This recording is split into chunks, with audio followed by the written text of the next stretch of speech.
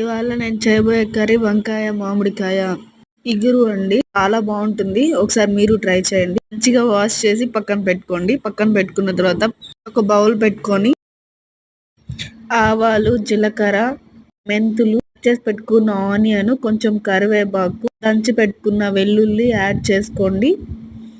వెల్లుల్లి యాడ్ చేసుకున్న తర్వాత మొత్తం మిక్స్ చేసేసుకోండి. మొత్తం మిక్స్ చేసుకున్న తర్వాత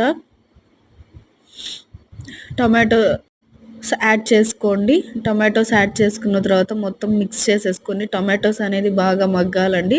కొంచెం సాల్ట్ యాడ్ చేసుకోండి. సాల్ట్ యాడ్ చేసుకున్న తర్వాత మామిడికాయలు, కట్ చేసి పెట్టుకున్న వంకాయలు యాడ్ చేసేసుకోండి. మన ఆంధ్రాలో అయితే ఎక్కువ తెల్ల వంకాయలు దొరుకుతాయండి.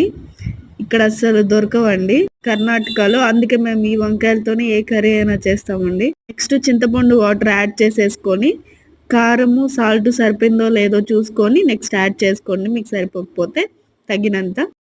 నేను ఏ పులుసులో అయినా కానీ ఈ పౌడర్ యాడ్ చేస్తానండి. ఫిష్ కర్రీ చేసినా కూడా ఈ పౌడర్ వేసుకుంటే ఫ్లేవర్ అనేది చాలా బాగుంటుంది. ధనియాలు, ఆవాలు, జీలకర్ర, మెంతులు అంతా రోస్ట్ చేసుకొని మనం మిక్సీకి పట్టుకుంటామండి. అదేనండి ఈ పౌడర్. చాలా బాగుంటుందండి. ఒకసారి మీరు ట్రై చేయండి ఆ పౌడర్ వేసి. మొత్తం ఇలా మిక్స్ చేసేసుకున్న తర్వాత కొంచెం కారం అంతా సరిపోయిందో లేదో చూసుకొని ఇప్పుడే యాడ్ చేసుకోండి. చూడండి వంకాయ అనేది ఎంత బాగా మగ్గిపోయిందో. ఇలా మగ్గిపోవాలండి. ఇంతే అండి ఇవాళటి కర్రీ.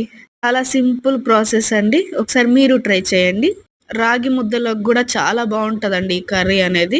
ప్లీజ్ సబ్స్క్రైబ్ చేసుకోవచ్చు కదా.